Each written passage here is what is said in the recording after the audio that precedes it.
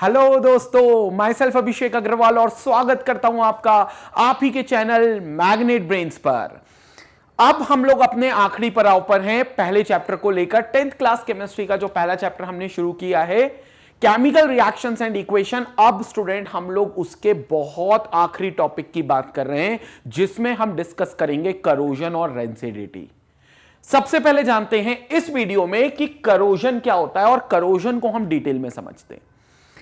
अगर आप करोजन देखें, अगर आप देखें अपने घरों के टेरेस पे या बालकनी में या कहीं आउटर स्पेस में, आपने कुछ आयरन ऑब्जेक्ट रखा हुआ है, होता है ना, पुराना कबाड़ अपन रख देते हैं बाहर।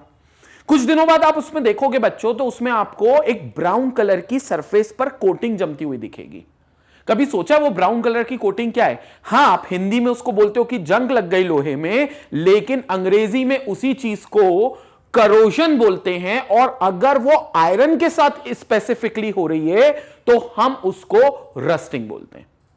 मतलब वो जो मेटल आपका आउटर स्पेस में रखा हुआ है, एनवायरमेंट में, एटमॉस्फेयर में, उस पर जितनी भी एयर जो एटमॉस्फेयर में मौजूद है, मॉइस्चर, वाटर वेपर जो एटमॉस्फेयर में मौजूद है, और कुछ स्पेसिफिक गैसेस जैसे कि हाइड्रोजन सल्फाइड, कार्बन डाइऑक्साइड, उस मेटल के सरफेस पर बैठकर उस मेटल के सरफेस को डिग्रेड करने लगते हैं, मतलब उसको खाने लगते हैं और एक नया केमिकल बना देते हैं उसी सरफेस पर, जो एक कलर फॉर्म में डिपॉजिट हो जाता है, और उस प्रोसेस को हम लोग करोजन बोल देते हैं।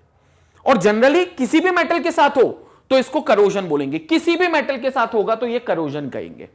तो अगर आपको रेक्टिफिकेशन की डेफिनेशन है तो the phenomena due to which metals, अब मेटल का भी नाम नहीं बोला, कोई सा भी मेटल हो सकता है, बट यस वो मॉडरेट मेटल्स होते हैं जो रिएक्टिविटी ऑर्डर में मॉडरेट होते हैं। अब सर हमें कैसे पता चलेगा कौन से मेटल रिएक्टिविटी में मॉडरेट होंगे, या कौन से अच्छे रिएक्टिव होंगे, या कौन से बेकार रिएक्टिव होंगे?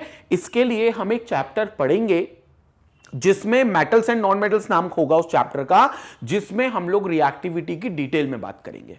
लेकिन अगर आपको याद हो तो मैंने पिछले वीडियोस में अपने आपको रिएक्टिविटी ऑफ मेटल लिखवाया था, और उसमें जो मॉडरेट रिएक्टिविटी के मेटल्स होंगे, मतलब जिनकी रिएक्टिविटी ना बहुत अच्छी है ना बहुत बेकार है, वो जनरली क्या करेंगे, स्लोली ईटन अवे हो जाएंगे उनके सरफेस को by the reaction of air, water and chemical present in the atmosphere, which is regarded as your corrosion.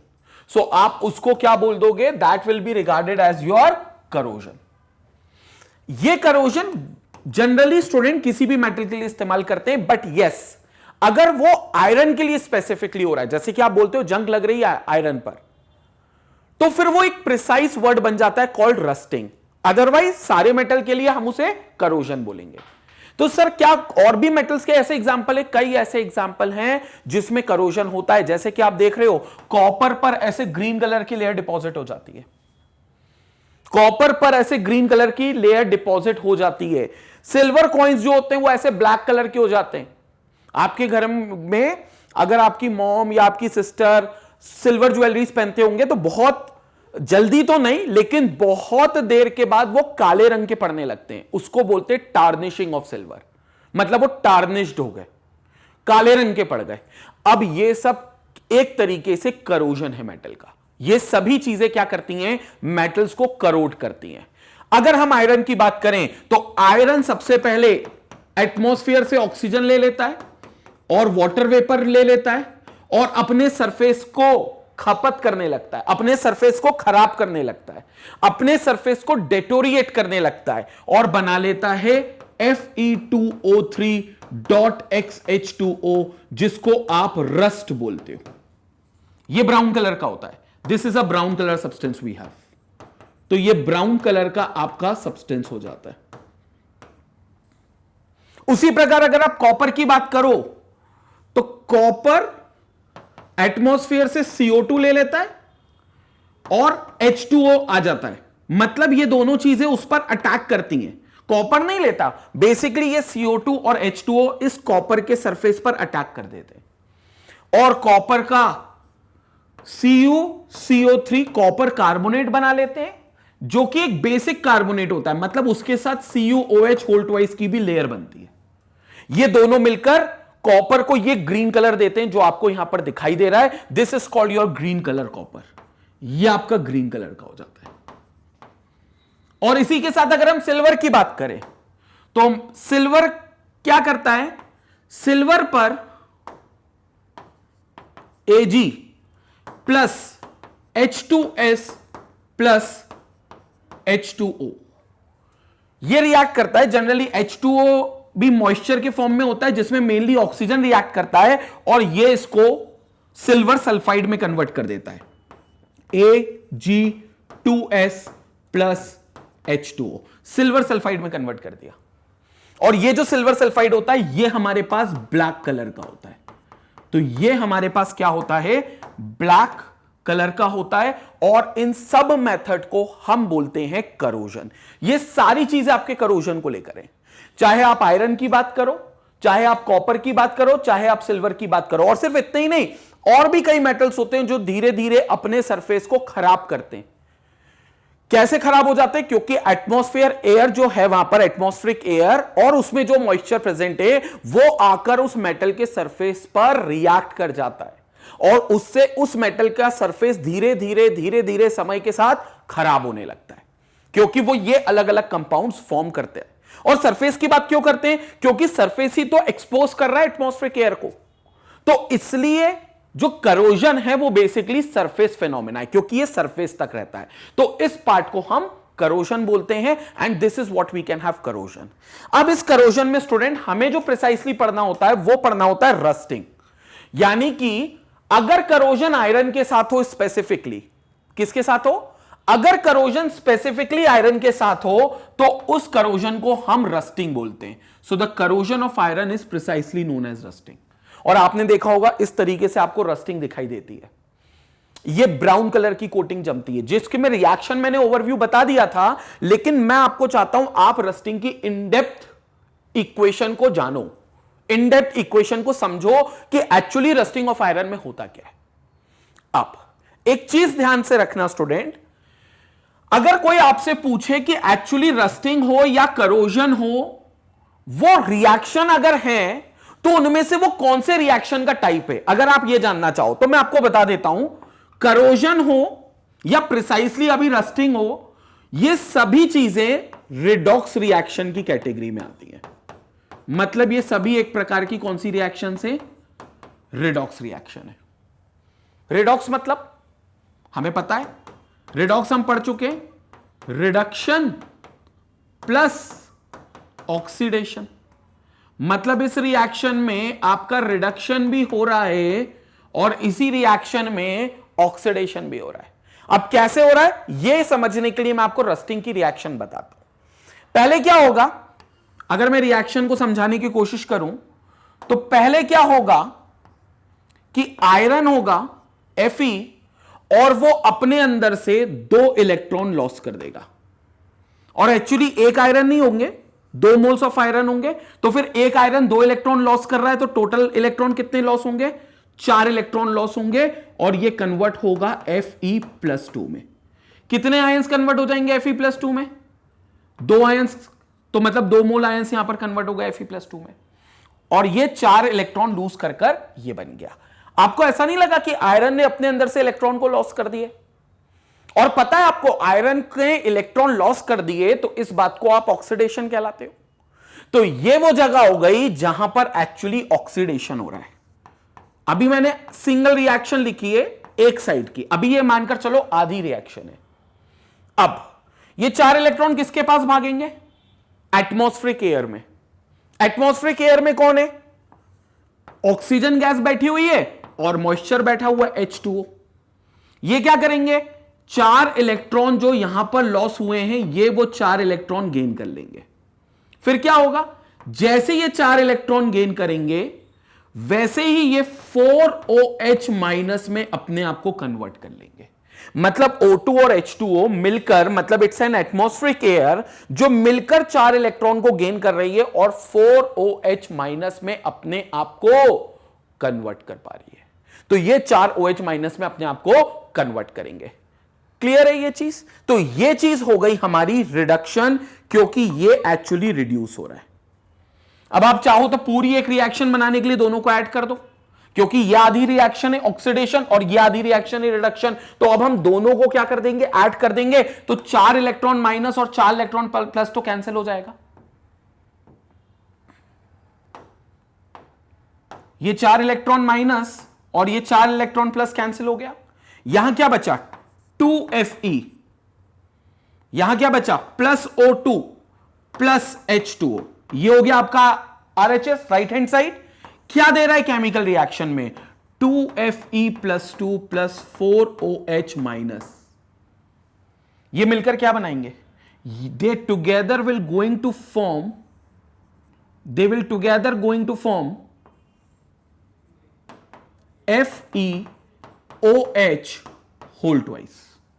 Iron का हाइड्रोक्साइड बनाएंगे, वो भी 2 मोल, क्योंकि Fe प्लस 2 में और 4OH माइनस में, तो ये दोनों एक दूसरे को अट्रैक्ट करके एक कंपाउंड बना लेंगे जो कि FeOH होल ट्वाइस होगा, जो फर्दर अपने आप को यहां से ऑक्सीडाइज करेंगे, जो फर्दर अपने आप को यहां से ऑक्सीडाइज करेंगे और अपने आप को Fe2O3 डॉट XH2O में कन्वर्ट कर लेंगे। सो ये हो जाएगा Fe2O3 डॉट XH2O, और इसको आप बोलते हो प्रॉपरली क्या, rust, which is iron 3 oxide, जो कि हाइड्रेटेड फॉर्म में रहेगा। हाइड्रेटेड मतलब इसको आप आयरन ऑक्साइड बोलोगे, और ये हाइड्रेटेड मतलब इसमें वाटर मॉलिक्यूल है, और वाटर मॉलिक्यूल अननोन है। क्यों, क्योंकि वो उस जगह पर डिपेंड करेगा कि उस जगह पर मॉइस्चर कितना है, और उस हिसाब से ये वाटर मॉलिक्यूल वहां पर ऐड होगा। बट इसको आप बोल दोगे रस्ट, और ये होता है आपका ब्राउन कलर का। तो ये जो रस्ट आ रहा है, ये आपका एक्चुअली ब्राउन कलर की कोटिंग आ रही है, और इस तरीके से रिएक्शन होती है। तो ये रिएक्शन, हालांकि रिएक्शन बहुत इंपॉर्टेंट अभी आपको नहीं है, अगर आप 11th क्लास में आएंगे या 12th में आएंगे तो वहां पर करोजन स्पेसिफिकली एक और टॉपिक आपको डिटेल में पढ़ना होगा, तब ये रिएक्शन इंपॉर्टेंट है। तो सर फिर आपने अभी क्यों लिखवाई, सिर्फ इसलिए लिखवाई ताकि आप समझ जाओ कि इस रिएक्शन में एक पार्ट ऑक्सीडाइज हो रहा है और एक पार्ट रिड्यूस हो रहा है। ओवरऑल रिएक्शन तो ये है। तो ओवरऑल रिएक्शन में हमारे पास ऑक्सीडेशन और रिडक्शन दोनों हो रहा है, इसलिए ओवरऑल रिएक्शन हमारे लिए एक टाइप की क्या हो गई, एक टाइप की रिडॉक्स रिएक्शन हो गई।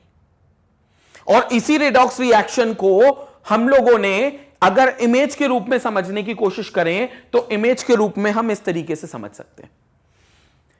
यह आपका आयरन का ऑब्जेक्ट है और उसके ऊपर यह एयर है, जिसका एक पार्ट वाटर भी कंटेन कर रहा है, मतलब अपने आसपास मॉइस्चर कंटेन कर रहा है। अब पहले क्या होगा, आयरन अपने आप को ऑक्सीडाइज करेगा Fe+2 में और 4 इलेक्ट्रॉन लूज कर देगा। किसमें, Fe+2 में, जिसमें वो 4 इलेक्ट्रॉन लूज कर देगा। मतलब 2 मोल Fe अपने 4 इलेक्ट्रॉन लूज करके 2 मोल Fe+2 में कन्वर्ट हो रहा है। एक Fe तो 2 इलेक्ट्रॉन करेगा, लेकिन 2 इलेक्ट्रॉन मिलकर 4 इलेक्ट्रॉन लूज करेंगे। ये 4 इलेक्ट्रॉन कहां भग कर आएंगे, इधर भग कर आएंगे। इधर कौन है, ऑक्सीजन गैस है जो एयर एटमॉस्फेयर से मिली है, और वाटर वेपर है यहां पर आसपास। तो O2 और H2O 4 इलेक्ट्रॉन गेन करके अपने आप को 4OH माइनस में कन्वर्ट करेंगे। जैसे ये 4OH माइनस जाएंगे तो Fe+2 OH माइनस के साथ FeOH होल ट्वाइस बना लेगा। अब यहां पर हमने बने 2 Fe+2 थे और फिर 4 OH माइनस, तो आप 2 मोल FeOH होल ट्वाइस ले सकते हो, लेकिन उन्हें 1 मोल के रिस्पेक्ट में यहां रिएक्शन एग्जिबिट की है। ये रिएक्शन हमारी यहां पर होगी। फिर FeOH होल ट्वाइस आगे चलकर अपने आप को क्या करेगा, फर्दर हाइड्रेट कर देगा और अपने आप को Fe के आयरन ऑक्साइड में कन्वर्ट कर देगा, जिसको बोलेंगे आयरन 3 ऑक्साइड। अब 3 क्यों बोल रहे हैं, क्योंकि यहां पर जो Fe पर चार्ज आएगा वो +3 आएगा। वो चीज अभी आपको नहीं सोचनी, बस इतना देखना है कि ये Fe2O3 है और डॉट वाटर ऑफ क्रिस्टलाइजेशन के रूप में डॉट XH2O लग जाएगा। XH2O मतलब वहां पर जितना वाटर वेपर होगा वो सब उसके ऊपर मॉइस्चर के रूप में आ जाएगा, मतलब वो उसके ऊपर क्रिस्टलाइज्ड हो जाएगा। तो दिस इज कॉल्ड XH2O, और इसको आप प्रॉपरली क्या बोलते हो, रस्ट बोलते हो, और इसी को आयरन का करोजन बोलते हो। ये ब्राउन कलर की कोटिंग होती है, और इस तरीके से हम लोग रस्टिंग समझते हैं। क्लियर हो गया स्टूडेंट। तो ये थी हमारी बात रस्टिंग के लिए। लेकिन अब प्रॉब्लम क्या है रस्टिंग के साथ, कि जो रस्टिंग है वो हमारे लिए बड़ी बेकार चीज है। क्यों बेकार चीज है, क्योंकि जो हमारा मेटल है बच्चों, वो अपनी अपर लेयर को खराब करता जा रहा है, क्योंकि वो आयरन ऑब्जेक्ट पर एक अलग कलर का कंपाउंड बनता जा रहा है, जो कि एटमॉस्फेरिक एयर और हाइड्रोजन जो मॉइस्चर प्रेजेंट है उनकी रिएक्ट करने की वजह से बन रहा है। और अब हम चाहेंगे कि हमारा जो लोहा है या हमारा जो कोई भी धातु या कोई भी मेटल है उसको बचाया जा सके, उसको प्रिवेंट किया जा सके। मतलब हमें करना है उसका क्या, प्रिवेंशन ऑफ रस्टिंग का। मतलब हम चाहते हैं रस्ट ना हो, तो क्या तरीके होते हैं हम रस्टिंग से बचा सकते हैं। अब कई बार आपने देखा होगा, आप लोग अम्यूजमेंट पार्क कभी जाते हो या कभी आप लोगों ने देखा होगा कि वहां पर जितने भी झूले बने हुए हैं, स्विंग्स, जितने भी आपके झूले बने हुए हैं, वो सब अगर आयरन ऑब्जेक्ट के, तो उन आयरन ऑब्जेक्ट को पेंट किया गया है। ब्लैक कलर का पेंट, ब्लू कलर का पेंट। आप स्कूल जाते थे तो आपके स्कूल में हो सकता है बेंचेस और टेबल आपके आयरन ऑब्जेक्ट की हो, तो उसको भी पेंट किया जाता है। क्यों? ताकि वो आयरन रस्ट ना हो। क्योंकि जो पेंट होता है उसकी एक लेयर बन जाती है जो आयरन और एटमॉस्फेरिक एयर के बीच में एक बैरियर का काम करती है, बैरियर प्रोटेक्शन, ताकि एटमॉस्फेयर से आने वाली एयर उस आयरन पर डायरेक्टली रिएक्ट ना करे और रस्ट फॉर्मेशन, रस्ट मतलब Fe2O3.XH2O का फॉर्मेशन ना हो। ऐसे कई और तरीके हैं जिससे हम रस्टिंग को बचा सकते हैं। आइए देखते हैं इसमें कि कौन कौन से तरीके हैं रस्टिंग से बचाने के। तो बच्चों, पहला तरीका rusting of iron can be prevented by covering it surface with paint. जैसा कि मैंने आपको कहा था, grease, enamel, or that does not allow air and moisture to become in contact with it and no rusting can occur। इस particular protection को हम नाम देते हैं कौन सा प्रोटेक्शन? Barrier protection. मतलब उसने जो लेयर हमने बनाई, चाहे वो पेंट की हो, चाहे ऑयल की हो, चाहे ग्रीस की हो, वो लेयर ने एक बैरियर का काम किया। किसके बीच में? आयरन ऑब्जेक्ट और एटमॉस्फेरिक एयर के बीच में, ताकि एटमॉस्फेरिक एयर आयरन के साथ रिएक्ट करके रस्ट ना बना ले। यह एक चीज थी। दूसरी चीज अगर अपन समझें तो दूसरी चीज होती है गैल्वेनाइजेशन प्रोसेस, जो बहुत इंपॉर्टेंट है। आप एक काम करो, आयरन के ऊपर जिंक की कोटिंग कर दो। सर अब ऐसा क्यों कर दें और इससे होगा क्या? अगर आप बच्चों आयरन के ऊपर जिंक की कोटिंग कर देते हो तो होता क्या है, जो जिंक है वो आयरन से ज्यादा रिएक्टिव है।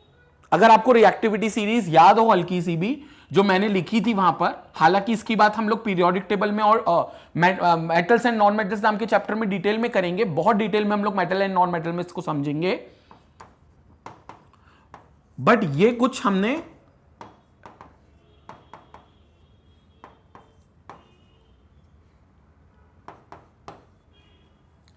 कुछ मेटल्स लिख लिए। अब इसमें जो मेटल ऊपर है वो रिएक्टिव है, तो आप देखो जिंक ज्यादा रिएक्टिव है और आयरन उससे कम रिएक्टिव है। मतलब अगर रिएक्टिविटी ऑर्डर पता करें तो जिंक की ज्यादा रिएक्टिविटी है। और जिंक की ज्यादा रिएक्टिविटी है मतलब क्या? जिंक आसानी से इलेक्ट्रॉन लूज कर सकता है, इसलिए तो वो रिएक्टिव है। और अगर हम लोग करोजन को रिडॉक्स रिएक्शन मानते हैं तो हम कहते ही थे कि आयरन वहां पर अपने आप को इलेक्ट्रॉन लूज कर देता था। याद करो, Fe से Fe+2 में चला जाता था। लेकिन अगर उसके ऊपर जिंक आ गया और जिंक बोला तुम आयरन से क्या इलेक्ट्रॉन लेते हो, तुम मुझसे इलेक्ट्रॉन ले लो क्योंकि मैं तो आयरन से ज्यादा रिएक्टिव हूं, तो अब इसमें क्या होगा? जिंक क्योंकि आयरन के ऊपर लगा हुआ है तो जिंक इलेक्ट्रॉन लूज कर देगा और आयरन को इलेक्ट्रॉन लूज करने से बचा लेगा। मतलब जिंक बोलेगा भैया मैं शहीद हो जाता हूं, मेरे साथ तुम करोजन कर लो, लेकिन आयरन के को करोड होने नहीं दूंगा मैं। तो जिंक अपनी रिएक्टिविटी के कारण आयरन को करोड होने से बचा लेता है और जिंक हो जाता है जो खुद ऑक्सीडाइज हो जाता है। ऑक्सीडेशन तो होगा, एटमॉस्फेरिक एयर आनी है तो अटैक तो करेंगी। अब उन्हें आयरन नहीं मिलेगा तो जिंक पर अटैक कर लेंगे, लेकिन वो अटैक जरूर करेंगे। और जिंक रेडिली अटैक करने को भी तैयार है क्योंकि जिंक की रिएक्टिविटी आयरन से ज्यादा है। अगर इस तरीके की कोटिंग हम जिंक की आयरन के ऊपर कर देते हैं बच्चों, तो हम उस मेथड को बोलते हैं गैल्वेनाइजेशन, प्रिसाइसली गैल्वेनाइजेशन। और ये galvanization, zinc metal does not corrode on exposure to air, does not corrode the iron on exposure to air, so zinc coating protect iron from rusting. Zinc itself forms a protective coating of basic zinc carbonate and zinc hydroxide. Zinc खुद को oxidise करके एक protective layer वहां पर बना लेगा जो zinc hydroxide और जिंक कार्बोनेट की होगी। ये लेयर बना लेगा और आयरन को करोड होने नहीं देगा। इस प्रोटेक्शन को हम लोग सैक्रिफिशियल प्रोटेक्शन भी बोलते हैं। याद रखना बच्चों, इस प्रोटेक्शन को हम नाम देते हैं सैक्रिफिशियल प्रोटेक्शन। सैक्रिफिशियल मतलब सैक्रिफाइस करने वाली प्रोटेक्शन। तो यहां पर क्या हुआ, जिंक ने अपना बलिदान दे दिया, जिंक ने सैक्रिफाइस कर दिया, तो इस प्रोटेक्शन को हम लोग बोलते हैं सैक्रिफिशियल प्रोटेक्शन। अगर वही चीज किसी दूसरे सब्सटेंस के साथ, जैसे क्रोमियम को कोट कर दो, टिन को कोट कर दो, निकल को कोट कर दो या एल्यूमिनियम को कोट कर दो, अगर किसी और के साथ करोगे तो यह भी आपका बचा सकता है, जिसको आप इलेक्ट्रोप्लेटिंग बोल दोगे। इसको आप क्या बोल सकते हो, इलेक्ट्रोप्लेटिंग। अब इसमें रिएक्ट कर भी सकते हैं ऊपर वाले लेयर मेटल्स, या नहीं भी कर सकते, लेकिन बोथ केसेस में वो नीचे वाले आयरन ऑब्जेक्ट को बचा कर रखेंगे, नीचे वाले आयरन ऑब्जेक्ट को प्रोटेक्ट कर लेंगे। इसको हम कर सकते हैं बाय इलेक्ट्रोप्लेटिंग। और लास्ट में सबसे इंपॉर्टेंट तरीका, जो हम लोग बहुत डिटेल में आने वाले chapter metals and non metals पे पढ़ेंगे, ताकि जो मेथड है कि मेटल्स को आप अलॉय बना लो। यानी मेटल्स को अगर करोजन से बचाना है तो सबसे अच्छी बात है उस मेटल के अंदर किसी और मेटल का मिक्सचर, या उस मेटल के अंदर किसी नॉन मेटल का मिक्सचर। अब ऐसा करने से क्या होगा कि जो सरफेस है वो क्योंकि प्योर मेटल का नहीं है, तो ऑक्सीजन हो या वाटर वेपर हो या कोई और गैस हो जो एटमॉस्फेयर से आएगी, वो बहुत अच्छे से अटैक नहीं कर पाएगी, क्योंकि वो बोलेगी भैया यहां तो प्योर मेटल है ही नहीं, मैं तो प्योर मेटल पे अटैक करती हूं, और यहां तो मिलावट कर रखी है।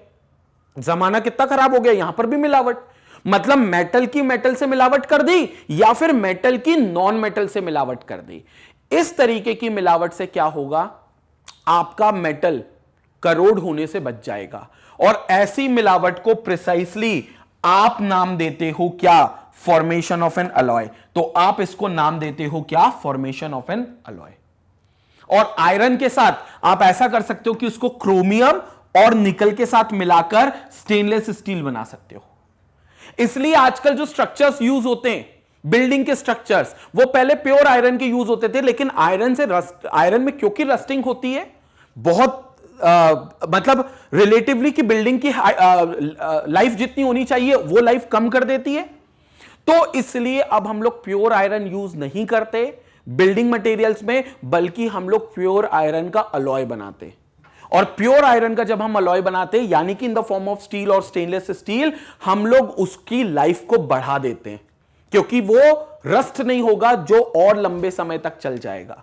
ब्रिजेस जब बनते हैं, आपने देखा होगा बड़े बड़े पुलों का निर्माण हो रहा है, ब्रिज बन रहे हैं, अब इनके लिए बहुत इंपॉर्टेंट होती है कि इनकी स्ट्रेंथ अच्छी होनी चाहिए और लंबे समय तक चलने चाहिए। अब अगर उसमें प्योर आयरन यूज कर लेंगे तो आयरन तो रस्ट होने लगेगा, तो उस आयरन का अलॉय बना दिया जाता है वहां पर। और आयरन को जब आप निकल और क्रोमियम से मिलाते हो तो अलॉय बनाते हो। हालांकि बच्चों अलॉय की बात हम लोग एक्सक्लूसिव एक अलग से वीडियो बनाएंगे, जिसमें अलॉय की बात बहुत डिटेल में करेंगे। तो ये था अभी तक का हमारा सेशन, जिसमें हमने प्रॉपर्ली करोजन ऑफ मेटल्स पढ़ा था, और करोजन ऑफ मेटल्स के बाद हम लोगों ने प्रिसाइसली क्या देखी थी, रस्टिंग देखी थी, और रस्टिंग को बचाने के तरीके देखे थे। जैसे कि आपको पता है कि मैग्नेट ब्रेन्स पूरे चैप्टर्स हर क्लास के अगर बात करें तो 4th क्लास से लेकर 12th क्लास तक के हर चैप्टर के, हर सब्जेक्ट के डिटेल्ड वीडियोस आप तक पहुंचाता है, जो कि बहुत रिसर्च करके आप ही के चहेते फैकल्टीज ने आपके लिए बनाए हैं। आपको सिर्फ www.magnetbrains.com पर जाना है, इन चैप्टर्स की अलग अलग प्लेलिस्ट बनी हुई है, क्लास वाइज, सब्जेक्ट वाइज, उनको एक्सेस करना है और वहीं से आपको नोट्स भी डाउनलोड करने हैं। सो अब तक के लिए thank you for watching us, stay educated, stay connected, take care.